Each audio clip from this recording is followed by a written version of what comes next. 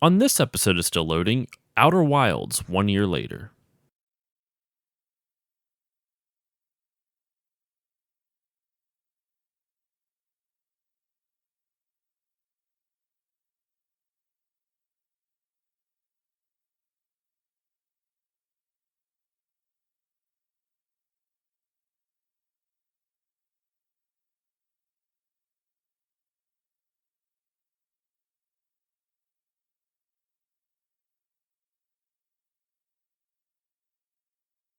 Hello, everyone. This is Josh, and welcome to this new episode of Still Loading. So, about a year ago, I interviewed a composer named Andrew Prahlow about a recently released game that he worked on called Outer Wilds. It's been a year since that release. In fact, the time this episode is coming out is pretty damn close to the original release of that game. So, I wanted to kind of follow up with Andrew and talk to him about what type of crazy journey he and the game developers have gone on since the release of this game. And it's been quite a journey. At the time we recorded this, and actually just probably about a month or two prior to this episode being released, Outer Wilds won Game of the Year at the BAFTAs, and the game sure as hell deserves that award. So I wanted to catch up with him and just kind of talk to him about what his experience has been over the course of the last year, and just to catch up, because I really enjoyed talking to him last time, and I wanted to kind of catch up and see how things were going for him now. So with all that said, here is Outer Wilds 1 year later with Andrew Prahlow. Last time you and I spoke, I had barely played Outer Wilds, and the game had just come out maybe a week or two prior. I think even a couple days prior, because I played it for only like 2 or 3 days before we recorded, and I hadn't beaten it yet. And it's been a full year now. I mean, when this episode's coming out, it's been a full year since Outer Wilds was released, and it's crazy to see how far this game has gone in that amount of time. So, on the episode today, on the podcast today, I have Andrew Prahlow back on to talk about Outer Wilds and also just his life in general since Outer Wilds was released a year ago. So Andrew, how are you doing today? I'm doing great. Thanks for having me. Thank you for coming back on. I had a super fun time last time, and I was looking at the date and I saw it was coming out in it came out in mid-May last year. I'm like, that would be really cool to have like a follow-up interview / podcast / whatever, just to see what life has been like over the course of the last year, because Outer Wilds has gone places, man. I'm looking on the Wikipedia right now, and it's won numerous awards, been nominated for numerous awards. The most recent big ones was the BAFTAs, which just happened a couple weeks ago, I believe, right? Right. And I do know that unfortunately music didn't win, but it was nominated. But the game won Best Game Design, Best Original Property, and won the Game of the Year at the BAFTAs. Yeah, it was absolutely incredible. And even for music, like to be up against those huge titles meant a lot to me, even though the win didn't come through. Like the fact that we won Game of the Year speaks highly on the whole team, and I mean that's the best one for us to win as a studio. So it was just unreal. What has been the biggest change that you've noticed? Like, one thing that I've kind of seen that's been cool online is that I've seen a lot of just so much praise to your soundtrack specifically. So many people talk about how it's one of their favorite soundtracks to listen to even outside of the game, and just how much the game has meant to them, and the music put in a lot to that. So what's been some of the biggest changes that you've experienced over the last year from this game? The online community has been very, very, very interactive with messaging me and sending me questions. And that's probably been the biggest thing. Like social media has changed for me in a lot of ways where, I mean, I'm having troubles keeping up with the messages at this point. So I'll schedule time like once a week or once a month to go through and finally, because I always try to promise myself to answer everybody. But it's been crazy seeing that happen. And then all the people playing covers of it, or people saying that they picked up an instrument for the first time because of Outer Wilds and wanted to learn guitar or banjo or harmonica because they thought the instrument was cool from hearing the music in the game. Mm-hmm. And then people that say that it's like helped them relax at night, or if they're struggling, they'll listen to it while they go to sleep. Or they'll play the game because of the music. Like they'll hear the soundtrack first, and that's what gets them interested in the game. Mm-hmm. So it's cool to see not only the game doing well, which is awesome for everyone. It's been crazy to see how people have taken how the music has gotten to take a life of its own in a certain way, which I was not expecting at all. Mm-hmm. I was really proud of the music, but to see that people are really resonating with it even outside of the game world is pretty cool. And that's something I've always hoped to do with music in the first place. So it's even cooler to be able to do it through a video game, which I've been a gamer my whole life. So to have this opportunity it just really means a lot to me, to be honest. So This I will say so. I re-listened to our old episode, and I told you this before we were recording as well. But what I didn't tell you is that listening back to our old episode, there are so many things that I said where or that we talked about where in the moment I was like, okay, that sounds interesting, but I had no idea like the context of everything. And it was funny because full disclosure, when we first interviewed, I was just kind of iffy about the game still. Like I didn't say anything because you don't want to like interview someone and say, hey, I'm not sure if I like your game or not yet. But it's funny because after we did the interview, I kept playing the game, just seeing what I was trying to like, seeing if I would still like it or not. And it became an addiction really fast. And the fact that like I still have like, you're talking about how people write to you a lot and talk about how the game like hit them emotionally. The game did that for me too. Maybe not nearly as strong as for other people, but the whole atmosphere and like your score for it, man, just you knocked it out of the park. I specifically I'm going to try to leave it as spoiler free as possible. Normally with my podcast I will go into spoilers for the games, but this is for those listening who've never played Outer Wilds, I can't emphasize this enough. Play this game without any spoilers, like because it's something that deserves to be. You deserve to go into it blind to get the full effect of it. But the final, I'm trying to way to describe this without giving anything away. When you know finally what you have to do at the to finish the game right, and you're flying there in your ship, uh-huh. like the score changes and it's this very long dramatic build up, and that part still gets me every single time that I play it. It is so well written, man. You really did knock it out of the park. Thank you. But it was just funny because you were talking about we were talking about the different mechanics in the last episode or when we recorded an episode a year ago. Like I'm gonna try to keep it more vague again, unfortunately, because we were more specific last time. But I don't want I want anyone listening to this to go out and try to not know what the hell they're playing until they play it. Uh-huh. But so many of the mechanics we were talking about, I just thought it was so funny that like we went into all this thing and all this detail, and at the time I was so confused by it. But then when I go back and play it, it was almost like it was like foreshadowing in a weird sense. It's almost like our interview added to the narrative of the game, which I thought was really cool to kind of think back on it like a year later. Yeah, that is Um, awesome. it was just surreal, man. It was a really it really is a very good game, and your soundtrack for it is fantastic. So my next question is: has there been any has anything opened up for you professionally because of the success of the game? Have you been getting more offers? I mean, I know some of it you might not be able to talk on in case it's like non-disclosures or whatnot, but has things opened up for you professionally because of it? I've noticed a lot of creative leads from larger companies reaching out and just saying, "Great job on the soundtrack."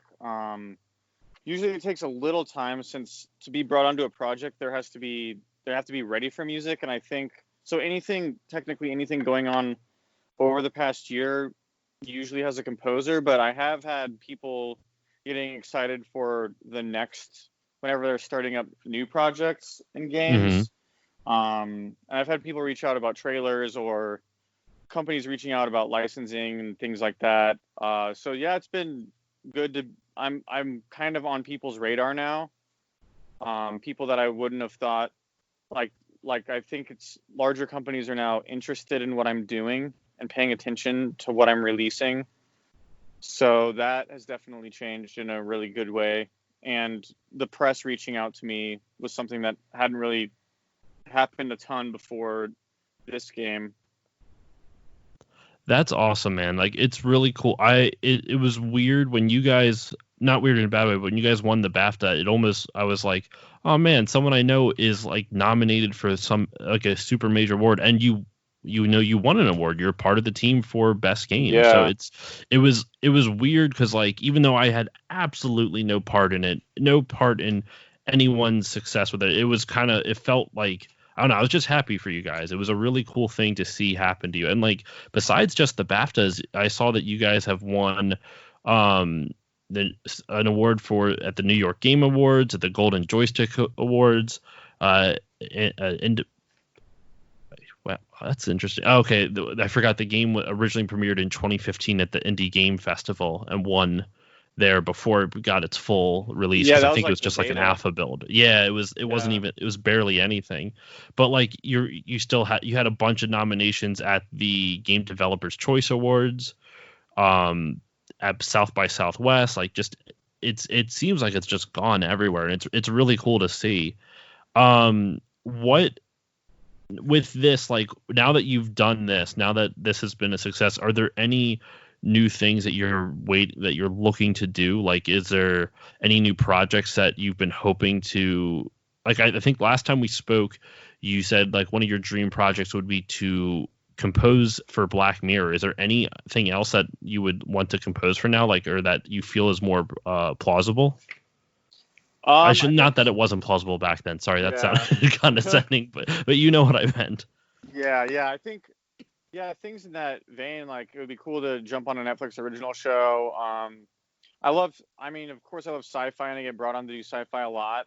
And especially modern sci-fi would be awesome to be brought on something like that, or like an A24 film, something like really artistic, um in like the range of that, where it's like incredible acting or incredible storytelling in games, Hmm. um, really beautiful cinematography, or artwork for games, things like that. Really, it's just I'm looking for the next right step, um, of project. I'm trying to be like a little bit waiting around for the right thing to and right collaboration to work on, because I always try to really dive deep into the world of the game or the narrative of the film and the Hmm. characters and stuff. And it's just like a pretty big undertaking for both those, since it'll be at least like a lot of times. I mean, sometimes if it's quick turnaround for film, it'll be like a month or two, but more often than not, it's usually a couple months.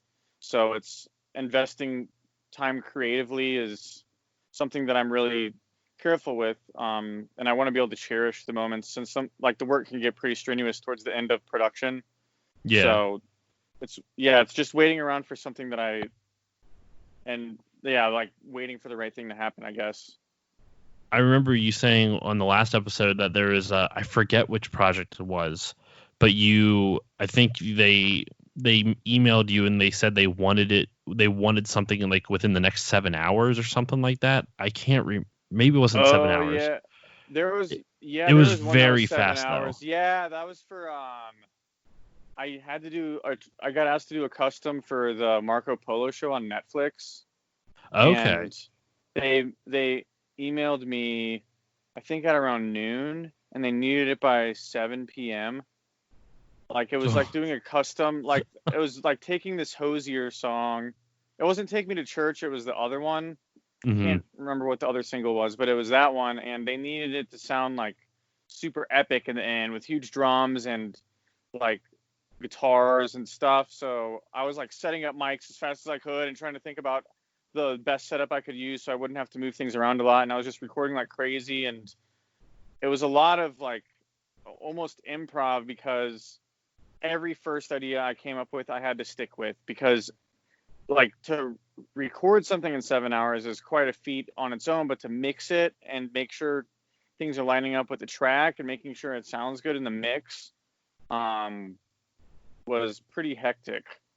I believe it. I mean, the stuff I do for the podcast is so minimal, but hell, even just like if with anything, like if I record a podcast, I have to listen back to the whole thing and like do my best to like cut stuff out. Generally, I'm not a good editor because I try to keep it as natural as possible. So I usually leave in more ums and ahs than I probably should.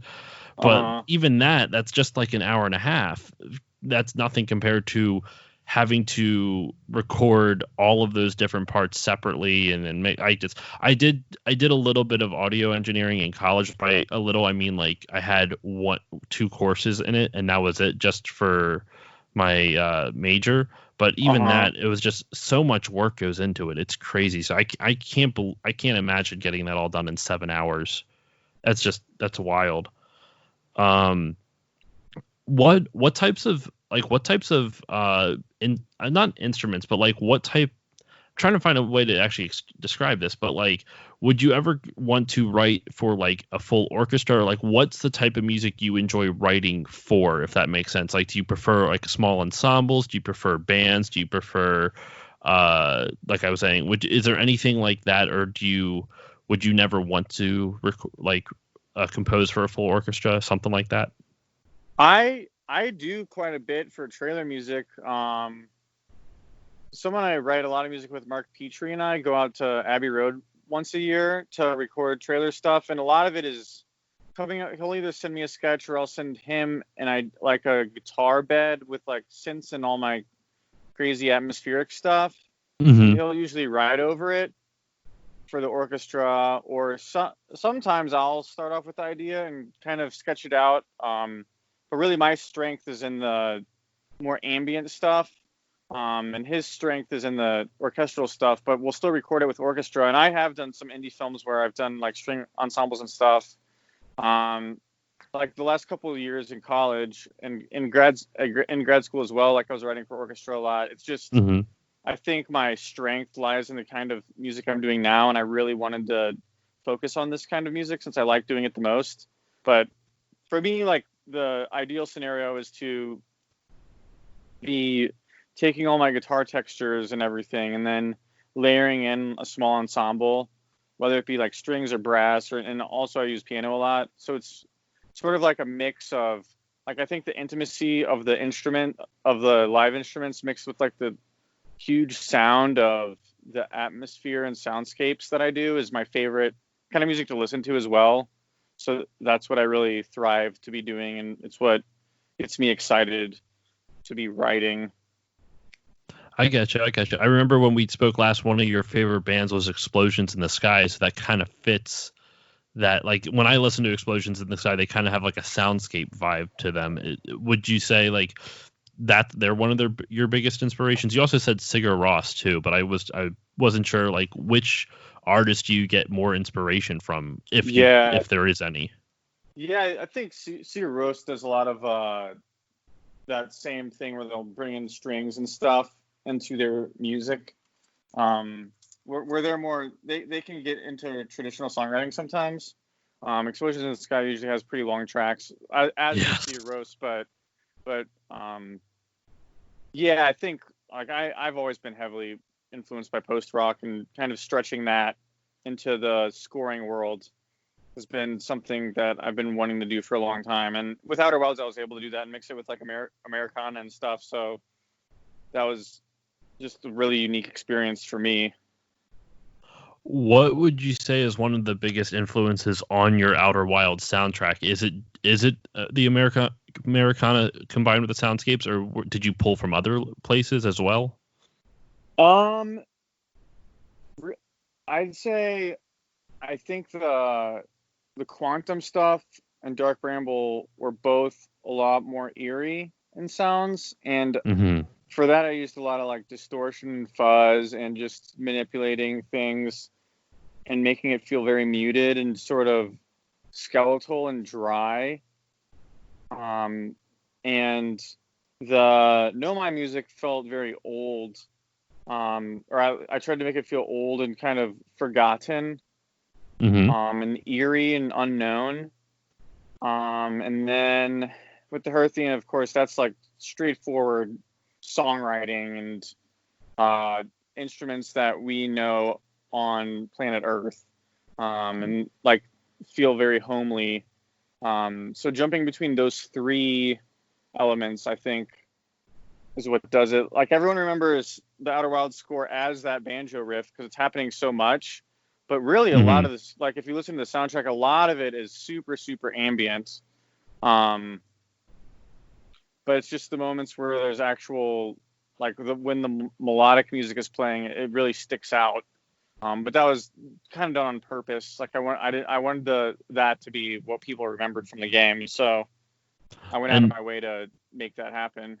now that I've beaten it, it's you definitely you iterate on that melody throughout the rest of the game. A lot of times I've noticed like it just tweak it here and there, but a lot of times slow it up, slow it down, speed it up. That's what I meant to say. Slow it up doesn't make Right. sense. Um, I there's other like even there's even the non-melody parts. There's moments that I remember. It's one of those things I can't. If I hum it, it's not going to sound like. It's going to be hard to hum it because it's not going to sound like what you actually wrote.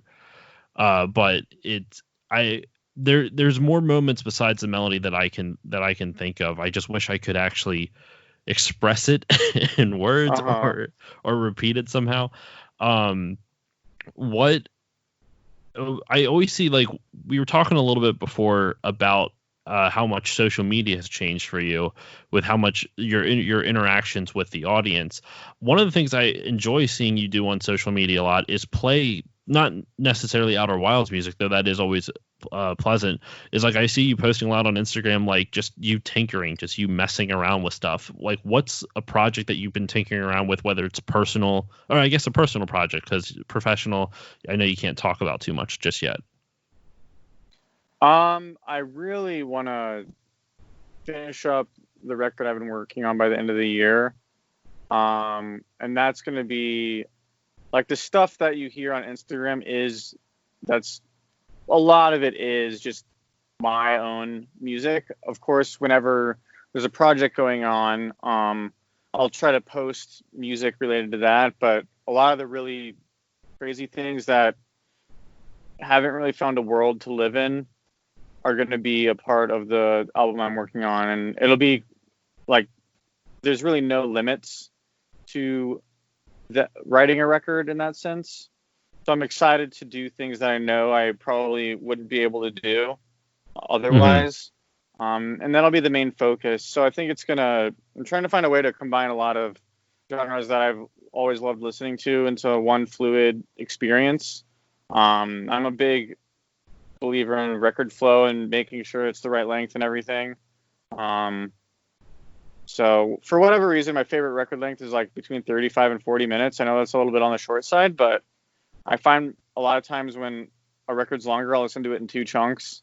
And if it's short on the shorter side, I'll always listen to it all the way through. And it kind of leaves you wanting more. So it's been, for whatever reason, I've always had a rough time releasing my own music. I think maybe because there are no limits, so you never know when you're done. There's Yeah. not necessarily a deadline, but I've had a lot of time to think over the past couple of weeks about why I'm doing that, and I mean it's something that I just shouldn't be afraid of anymore at this time. Like it feels very revealing to say that instead of saying this is a project that I did, this is a score I did, it's like this is me, this is my music, this is what represents myself. Um, Well, it makes sense though, because if people were to criticize your professional work, that's different because you are paid to do a job that is for someone else. So even though you are, infusing parts of yourself into your work, it is still not 100% yours. Like it's someone else's vision that you're trying to help bring to life. right, Versus when you write your own music, when you do anything on your own creative, if someone were to criticize that, that's going to be a lot harder to take because that's you, that's you putting yourself out on to the world and hoping that people, accept and respond to it. Kevin Smith has talked about it before, like he when he first started making movies with like Clerks and Mallrats and Chasing hmm Amy and all those, it was hard for him to take criticism because that was him. Like he put his heart on his sleeve. He put his heart into his art, and made it so when people criticized his movie, they weren't criticizing his work, they were criticizing him, if that makes sense. Uh-huh. So I can understand why you would have that mental block, because it's putting yourself out there, but at the same time, like, at least for me, like, granted, my work is significantly easier to create than yours. Like, podcasting is a super fun medium, but I wouldn't say it takes nearly as much effort to do, depending on what type of depending on the type of podcasting you're doing. Mine doesn't require a lot of production, so, like, for me, it doesn't, like, I don't ever feel like if someone were to criticize my stuff, I wouldn't be offended, because I'm not putting as much of myself into it, versus Right. a personal music project. I could totally understand that. Mm-hmm. What would you say, like, for your project? I actually wrote down from the episode that we recorded last time, that I consistently keep referencing, that it was a compositional record about veils. Is that still, like, the direction you've been going, would you say? It's Like, veils actually as in wearing a veil. yeah, I know. It's shifted a little bit. I think that idea I want to wait on a little bit. It's that one gets a little bit grim, and I'm not sure. Like, I was writing that kind of stuff for a bit, but going down that hole, like, I need to take breaks for a bit. 'Cause, I try to, Understandably. like, really, like, focusing on that concept is a lot to handle. So I've kind of shifted in a new direction, where I'm trying to, like, combine all these genres fluidly, and that's been exciting to do. The Veils project, maybe I'll do it next. Maybe I'll change my mind and jump back into it. It's hard to it's hard to say. It could go either way. But I've been jumping between that and the new concept. And there's another one, like, kind of more space related, that I've been looking into a lot. Just because, I mean, it's just I've been so in this world currently, and it's a world I want to stay in right now. Mm-hmm. Just with the wonder of space. So I've been, still kind of zoning in. The Veils project is conceptually done, but it would be like recording it and getting it all wrapped up. So we'll see. I promised myself the end of the year, so that's my own personal deadline. So I have a couple more months to go, but things are looking good. To getting it wrapped up. I'm waiting to record, because, I mean, a lot of studios are closed right now, so that's also a reason why the Veils project kind of was put on hold. Mm-hmm. So I'm trying to flip it into something that I'm able to do all on my own. Maybe with getting some remote recording in, but the Veils thing, like, I was gonna have to bring in a string orchestra for part of it. So, Oh, wow. that'll have to wait until things are rolling at a normal pace again in the outside world. So, whether it's when you listen to albums, like, I know we kind of shifted off of games, but, like, since this is more of just kind of like a spotlight on you as a game composer, but, like, when you're listening to a music album, or when you're writing your own, do you like to have, like, does each track, do you like albums that each track has a connective theme that bridge them all together, or do you like something where it's just like, just for example, like, here's just a rock album, like, it's a bunch of good songs, but they don't really necessarily correlate to each other, they're just, songs that the band just sat down, like, here's the next album, here's what we're writing? Or do you want something where it either tells a story, or has, like, some arcing emotional, like, arcing emotion that goes through it, or something like that? I think for a lot of instrumental records and compositional records, it'll always have a theme to it. Having songs that are kind of disjointed gets more into the pop realm, which is that's not what I'm focusing on for this project, but I do love pop records. Mm-hmm. And they both have their place, but I think for composition records, like, I really want to focus on a theme, and to me that makes it easier to write about. Otherwise it can seem a little disjointed. And I'm focusing for this and for the Veils project on like one complete experience. Okay. While you're going through it, which is also something that I really focus on when putting together the soundtracks that I've done with Outer Wilds and Eclipse Edge of Light was an especially fun one since I was able to piece it together like it works in game to where it's almost like there's no breaks between each track and it's like you're walking through the game. Since it's a pretty straightforward. There's exploration elements, but it's more story driven and it was early VR, so had a lot to do with like your jetpack and just like feeling like you're on another planet. Okay. So I'm approaching it in this record in that sense where you turn it on and then it's done. Like there's a final, like it has a whole arc to it, and in 3 acts, just like any good film or game does. I can see why you're saying you're kind of been in like this space type of mindset for a while, because I didn't hear about Eclipse, but it came out just not that long ago. It came out December 6th. I mean, I guess 4 months ago, or almost 5 months ago now. That was the re-release. It actually came out in 2017.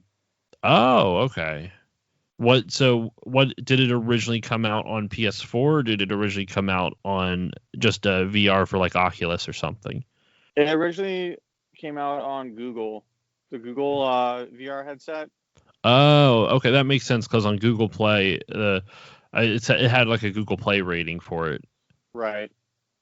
Okay, that's cool. I mean, that still makes sense though, because then you composed for Eclipse, and then 2 years later you had Outer Wilds come back, or Outer Wilds come out. And I remember you even saying that you started composing that game like way like the riff you had like made in like 2012 or something like that. So, and then you Yeah.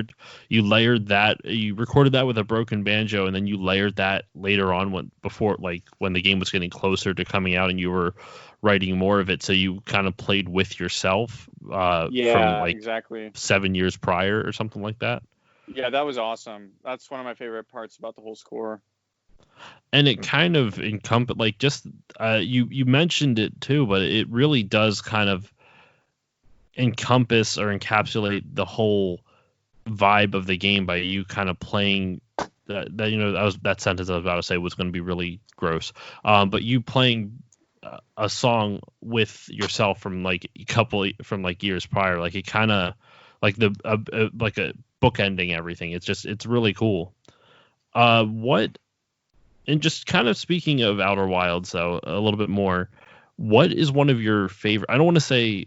I mean, if you have a favorite track from that soundtrack, like what would it be? I don't, or if you have like a top 2 or 3 or something like that, because I know it's hard to always pin. I know it can be hard to pin down what your favorite is.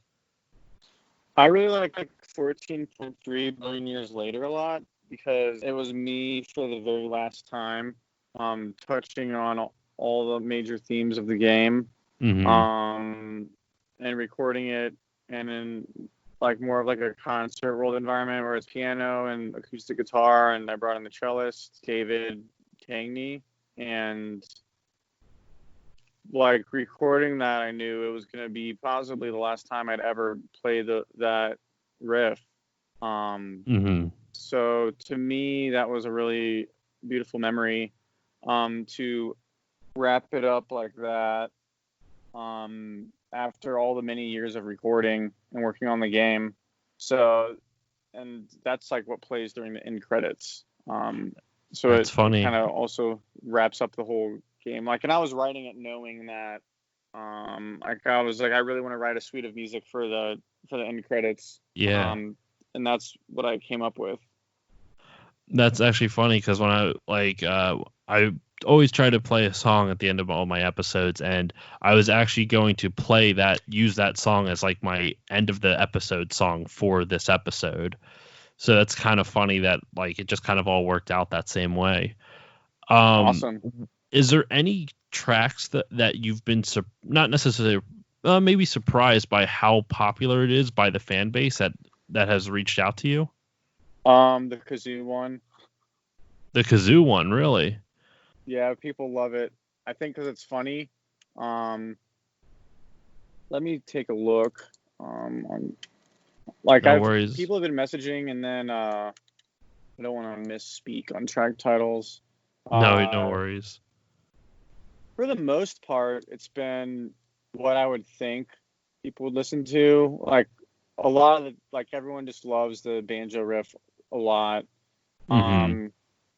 And a lot of people connect with the Final End Times music, as you were saying earlier.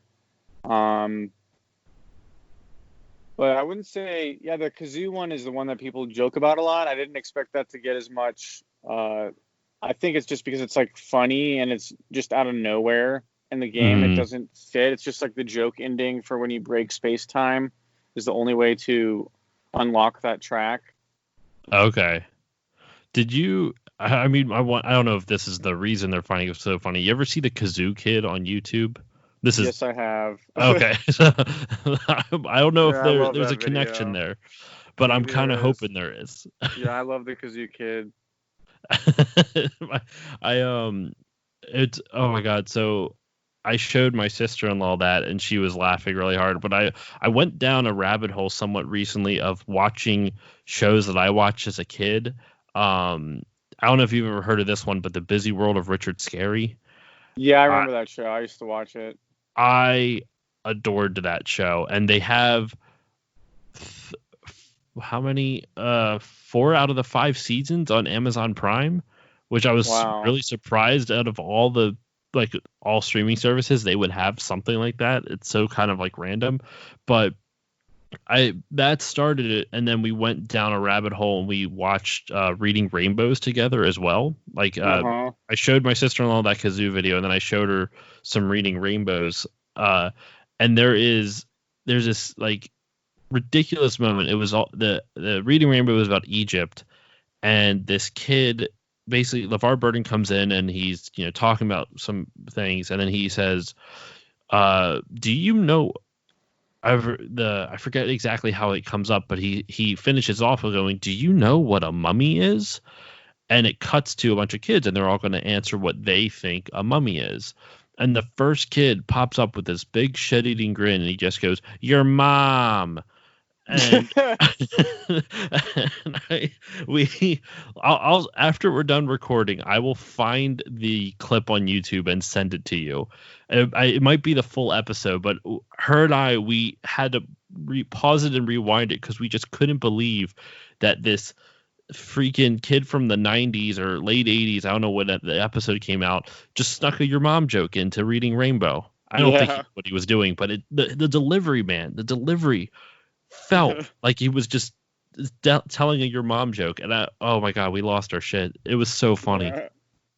By the Um, way, what is the Busy World of Richard Scarry? I can't. All I remember is there's a worm in an apple car, and there's like a pig in a green suit that always loses his hat. Is that yes, correct? that That's is all it. I That remember about it. What's it so about though? Like, what's the story? there's not really any overarching story between all the episodes. The each episode focuses on different characters throughout the busy town, I guess. So that's the main characters, if you could call them that, are Hucklecat and Lowly the Worm, which is the worm you're thinking of. He rides like a little apple helicopter. Um, and each episode has 3 shorts in it. They have the first short is something that's going on in Busy Town. It could be Huckle and Lowly getting into something. It could be uh, just any one of the cast of characters. The pig you're thinking of is I can't think of his name now. Hold on. He's a That's gonna bother me because I've been watching it pretty recently. But Mr. He loses his hat all the time, just like you said though. I can't remember what the name of his character is, but I will look it up while I'm talking. But then the middle short is usually something along the lines of they try to show something from a different country. Like the first episode I saw was a short based around characters from Mexico, and then maybe there's some from Egypt, and then maybe there's some from France or Italy, something like that. And then the third short, it goes back to okay, there I found the pig's name. It goes back to Busy Town. They have a short that has some lesson in Busy Town. Mm-hmm. His The pig's name is Mr. Frumble. Okay. and he's constantly losing his hat. I'm looking though at all the voice actors for it, and voice actor for Mr. Frumble is Len Carlson, who I don't know who he is. Um, oh, well, that's a bummer. He passed away in 2006, but he was the voice of Mr. Gronkle, Mayor Fox, and then additional voices. But yeah, they all had like just weird characteristics and whatnot. I watched almost the whole thing. I found it bizarrely charming still. Yeah, I'll have to check it out. Just to It, remember it, because it's like most of it escapes my memory. it's surprising that like the theme song is actually pretty catchy still. It's I don't know. I really enjoyed it. But yeah, they live in a place called Busy Town, in a fictional city of Busy Town. And it's each episode is just kind of like, I don't know. It's just crazy. Like the first episode, the three shorts are The Talking Bread, and it's about how they lose this like talking doll, like one of those dolls with a voice box, and it falls in bread batter, and they accidentally bake it, and then people think the bread's haunted. Yeah. Then the short that takes place in a different country is Couscous, the North African detective, and he's a repeating character that you see throughout all of them. And then The Three Fishermen is the third one. I don't know. It's just it's weird. It's goofy. There's a lot of stuff in it that I find ridiculously funny in it, but it's all nonsensical things. But it's good. I don't know. Yeah, I could talk. I don't know what else more to say about it, but I love that show, man. I went down a rabbit hole of like 90s cartoons that I watched when I was like 5 or 6. Like Rupert was another one. Yeah, I remember that. Rupert was amazing. What is there any shows that, like, I know this has nothing to do with what we were talking about, but are there any shows that you watched a lot as a kid that hit that, like, scratch that nostalgia itch? I remember Arthur. Haven't watched it in a while, but I could sing the theme song. There's this real crazy one that my grandma would show me. It was from like the 70s, called like HR Puffin Stuff. Yes. It is a trip. It is a real trip, and I've gone back and I've watched it, and it is just absolutely crazy.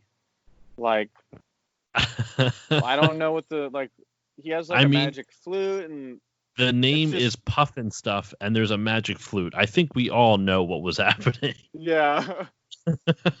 So it is. Yeah, it's pretty. That one is really out there. I'm trying to think of some other ones. Like I was always a big fan of like DuckTales and Goof Troop. Yep. You have to. Yeah. I actually posted on my Facebook. I'm going to see if I can find it, because it was a little while ago now. But I actually posted on my Facebook just like, hey, what's everyone's like favorite, what's like your favorite kid shows that you watch, like specifically like Nick Jr. age range type of thing. Actually, I just found it. People mentioned Blue's Clues, Maggie and the Ferocious Beast, Little Bear. I watched a ton of Little Bear. I remember that. One that not a lot of people talk about is Gullah Gullah Island. Do you remember that show? Yep. Binya. Dude, Gullah Gullah Island is so good.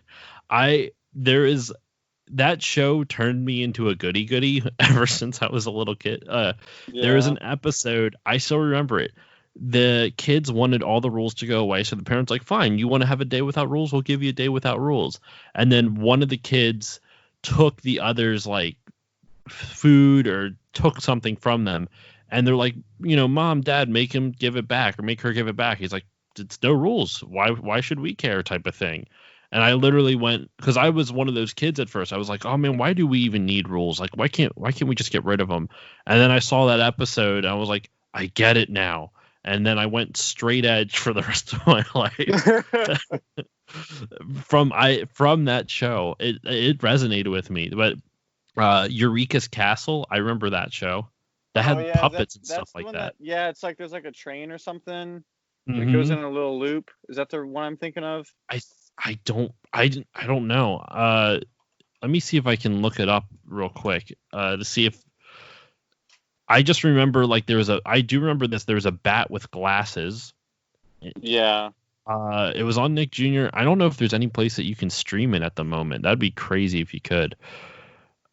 And then there was like Yeah. Lamb Chop Sing Along, which was similar with the puppets and that lady. I don't remember her name. Oh my God. There's And another they one sing called like A the song that Lifer's never Window. ends. What? Oh, they in Lamb Chop Sing Along, they sing like the song that never ends at the end of every episode. Yeah. Okay. I don't know if let me see if I can find the train that you're talking about. I don't know if there's like, because when I think of a training kids show, I think of Mr. Rogers' Neighborhood. Maybe I'm mixing them up.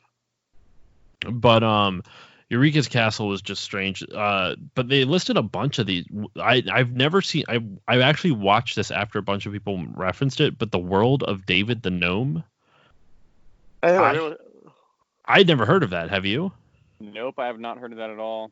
I watched that. That one is actually also on Amazon Prime, and my wife and I watched the first episode of it, and I think it's on Amazon Prime. Let me double check that. It's not showing up when I Google it, but I thought I remember seeing it on Amazon Prime. But in any case, that show was like a trip and a half. Like the first couple minutes of it, they treat it like it's a documentary about gnomes, but it's all animated. Whoa. It's very strange. Yeah, it's on Prime Video. You can watch the first season of David the Gnome on Prime Video. I watched the first episode, and it's crazy. It was so strange to see. And I think it was a Spanish TV show as well that was translated to English. Yeah. But yeah, no. So I went down a rabbit hole, and I just tried to find like anything I could to remind me of the mid to late 90s on Nick Jr. and stuff like that.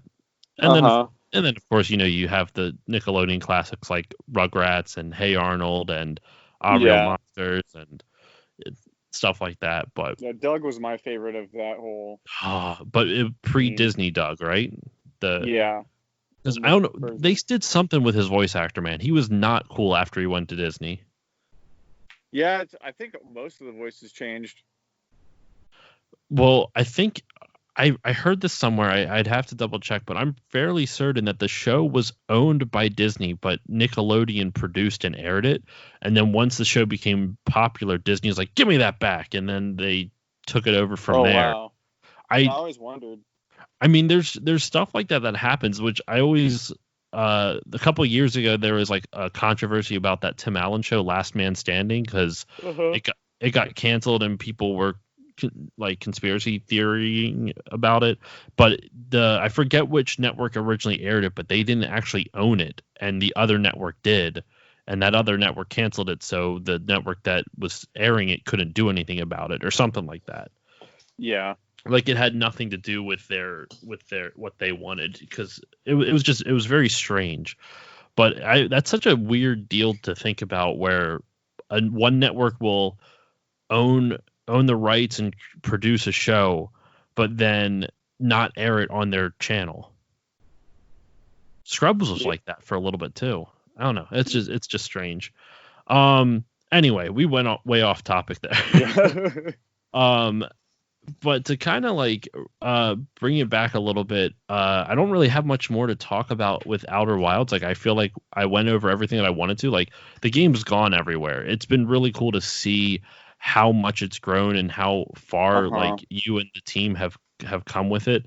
Are there any, like, I mean, maybe you can't say, but are there any plans, not with necessarily Outer Wilds, but to work with that same development team for future projects? Yeah, I'd love to. I can't talk about anything in development of Mobius Digital, because I'm under NDA, but I'd love to work with them again, if possible. Did you know because the director of this was Alex Beecham, right? Correct? Right. Did you know him before you started working with it? Because I always, when we spoke last, and when I've seen like I actually saw the documentary they did on No Clip on YouTube, and Uh-huh. I kind of got the vibe that you two knew each other prior to working together, but I don't know if that's the case or not. Yeah, we did. We met at USC, and Okay. I had worked on he had another kind of big thesis project before Outer Wilds, and I worked on that one with him as well. And then before that, I demoed for Lowen's project, and I met Alex through Lowen, since Okay. they're good friends. So my program was for grad school was like a year long, and theirs was 2 or 3. So I graduated before them, but they started the same time I did. Okay. So, okay. I wait. What do you mean they started? If theirs is longer, did you mean you started school at the same time you did? You just graduated Yeah, before? like we were like the same year in school, but since mine was only a year and theirs was 2 or 3, they were in school for longer than me. Oh, okay. I got you now. Um, That's cool though. I got that sense that you guys had known each other prior, but because it just seems like the team in general is pretty closed in, and his sister wrote the narrative for the game too, right? Yeah. That No Clip documentary, man, was really fascinating to watch because it like on a technical level, expect not just for an indie game, just in general, that game is so advanced. Just the fact that Uh-huh. there's so many global timers happening all at once, having to keep track of everything. I think it's funny because after watching it, I noticed it when you go to the map screen. That's literally just them taking the camera and zooming it straight out. It seemed like it always felt like it wasn't just here's a picture of the map and this is where you're at with some icons over top. It literally felt like let's just take Uh-huh. the player camera and just zoom it all the way out so you can see the whole thing. Yeah. And I don't know if that's actually what they did, but I was always kind of like, that's interesting. And now, after watching the documentary, which, by the way, anyone listening, check out No Clip, the YouTube channel. They do fantastic video game documentaries. I've watched their one on Horizon Zero Dawn. I got a lot of information on from that documentary for the Horizon episode. I don't know if I mentioned it in the episode. It's been a while since I recorded that, but they do fantastic stuff, and the Outer Wilds documentary is no exception. It was so fun to watch. Yeah, couldn't Yeah, speak to they're it. super informative, and they're really professionally done. So it was really an honor for us to even be on there. We were all really surprised. Um, Mm-hmm. but we're glad that they pick indie games sometimes, so it was really awesome to be interviewed by them and stuff. What is one of the biggest surprises you've gotten from the reception to this? Is there anyone that like has either reached out to you or you saw talk about it or something like that that you were surprised like what yo or wow you've played my game or you've played the game I worked on?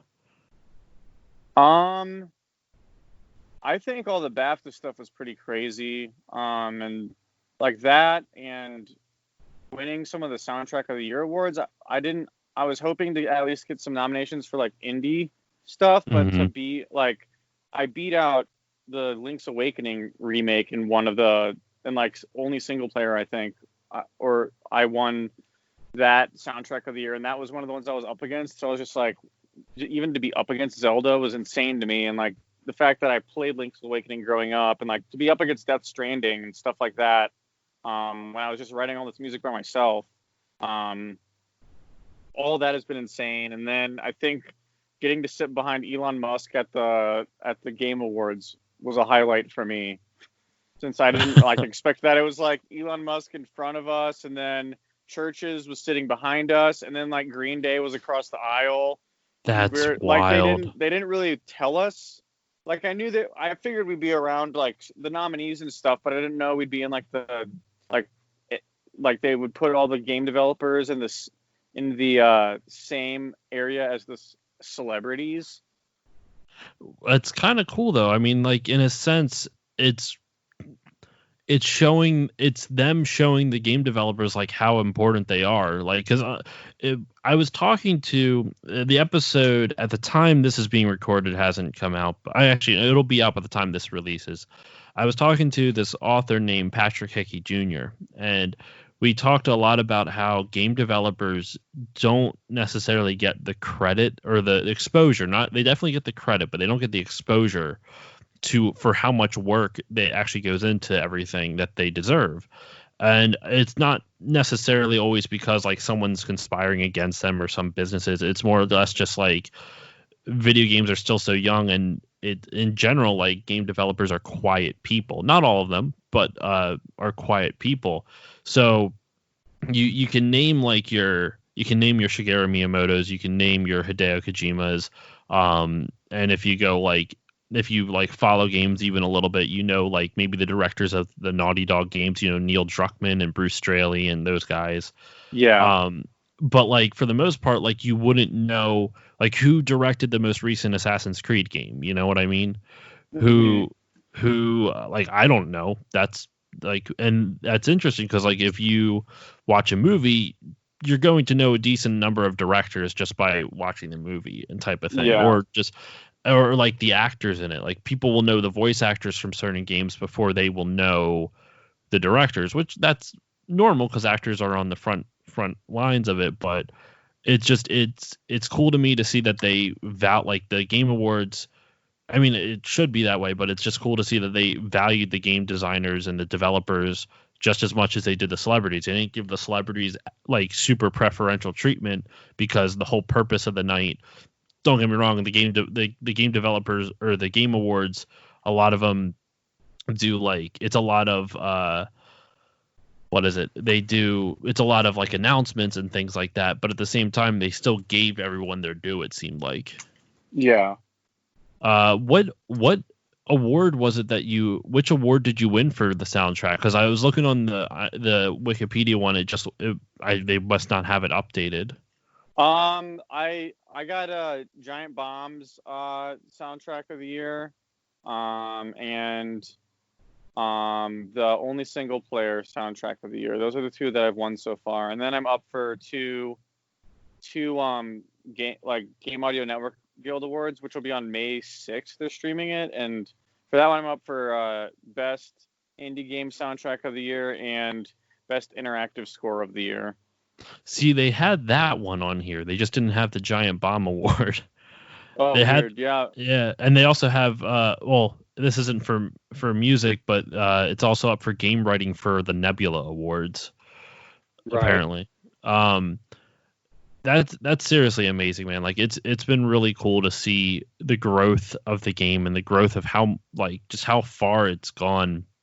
I think one of my favorite things to do is I've actually watched like Let's Plays and like a lot of video essays about the game, Uh-huh. and it's really cool to see how much of it has like how much of this game has affected people, and like every single time they talk about the soundtrack. So like I don't know if you're like me like this, but sometimes it's hard to take compliments, but it's 100% deserved. This soundtrack's really good.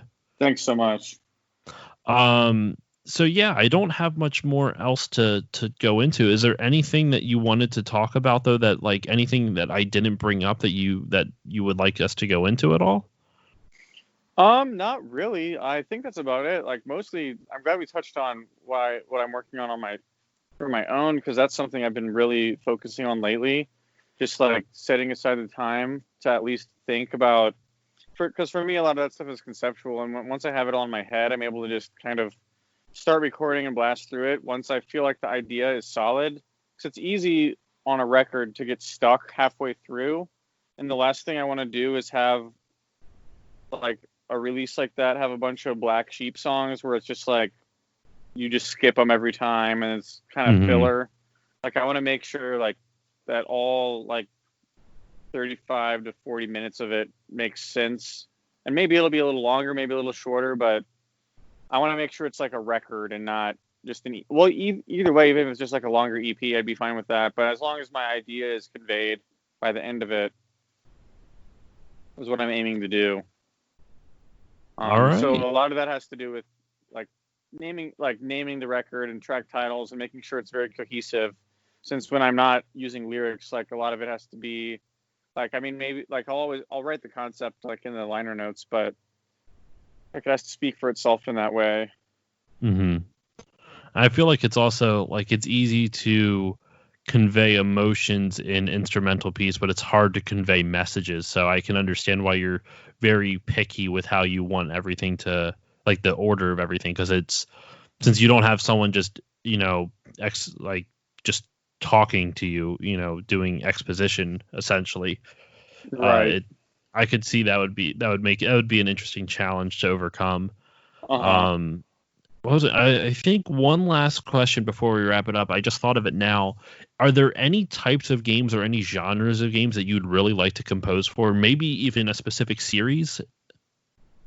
A specific series. Ooh, that's tough. I Um, mean, listening back to the last episode, you were talking about, like, a lot of the early Zeldas. You also mentioned, oh my God, there was one that I can't remember now. It was because you mentioned Link's Awakening, and then you mentioned one other, and you also mentioned Tetris, but I can't remember what the other one was. It's gonna bother me. or Anyway, like but games I yeah, was playing growing up. yeah, Yeah, I probably said Super Mario Land because that was one of the that's first what games it I ever was. played. That's what it was. But yeah, like, I mean, I know it would be kind of difficult to work your way into like a Mario title or something like that, just because it's Nintendo has such a foothold in their on their IP. But is there any? Yeah, But even if it's not a specific series, are there any genres of games that you've always wanted to compose for? I've been enjoying sticking in sci-fi. Like more modern day sci-fi stuff is really great. I think it would be cool to like. I really love the music for like kind of like the more dramatic like character based things they're coming out with like Life is Strange and things like that. I think would be really great because that's more in like Hmm. the television genre as well. And I think I can kind of convey that sense of music pretty well, like these coming of age stories that are now becoming popular in games. um but of course, like the goal would always be to like be the person on a new IP. um I could see myself having a lot of fun with like Assassin's Creed or something like that too, but that's all like super big AAA, so I kind of have to work my way up to that. So we'll see what happens. But yeah, a new IP would be my goal, so that I get to kind of put my stamp on it. I think jumping into a current series is more fitting the mold of where it's been taking, so that you're paying like Hmm. homage to the previous composers and sticking within the world that's been established. So I think it's That two makes sense. different, it's definitely two different compositional goals when you're brought on. Like, say if I got asked to do ambient music for Halo or something, there's a definite brand that I'd be wanting to make sure I am a part of and that I'm able to fulfill for the team. Where when it's an EP, like it's kind of limitless in the beginning stages. And yeah, that makes sense, because then you can help be the one that you can be one of the ones that defines the aesthetic of the new IP. Right.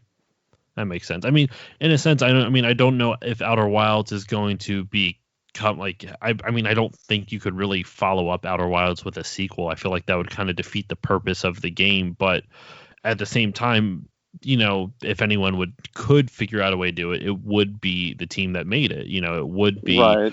it would be Mobius. But um, so I mean, you did have a hand in shaping a new IP with Outer Wilds, but it would be. I see what you're saying though, because like the soundtrack definitely, based off what the few conversations I've had with you, this definitely seems more like this is you. This is Right. a closer version to you than like if you were to compose like a Mario soundtrack or something like that. Right. Yeah. Like, and crafting the world through music is like one of the most fun parts of the process for me. Hmm. But all right, so I think that's a good place to wrap this up. Andrew, thank you so much for coming back onto the podcast. I enjoyed having you on the podcast the first time, and it was super fun to have you on again. I've really enjoyed talking to you about Outer Wilds, and and all the tangents we went off on. But is there where can people find you out on the internet? My Instagram handle is at Andrew Prahlow. Same with Twitter, and then my website is andrewprahlow.com. So it's all pretty. I have the same handle for every little thing. So just under my name, no like underscores or dots or any of that. That works, and that's how I have it all for mine, and that should do it. So once again, sir, thank you very much for joining me. Thanks for having me. And that was Outer Wilds 1 year later with Andrew Prahlow. I seriously can't thank Andrew enough for coming back onto the show to talk about how much Outer Wilds has grown over the last year. And then as for me, you can find me on Facebook, Twitter, and Instagram at StillLoadingPod on all of them. You can reach out to me, stillloadingcontact@gmail.com. You can also check out my website, stillloadingpodcast.com. If you want to support the show, you can do that in a number of ways. You can give it a rating and review on Apple Podcasts, preferably, or whichever podcasting app you use. You can also support the show financially if you go to patreon.com/stillloadingpod. Even just $1 a month will help me grow the show and get me new equipment. And of course, check out the network I'm a part of, the Podbeard Network. You can check out all the amazing shows that we have, podbeardnetwork.com. And as always, the most important plug, the Bit by Bit Foundation. The Bit by Bit Foundation is a nonprofit organization whose mission is to put video games and video game consoles in the hands of children receiving inpatient care at hospitals. If you want to check out more, check out their website at bitbybitfoundation.org and consider donating. And with that, that is all I have for you on this episode of Still Loading. Thank you all once again for joining me, and I will see you all next time.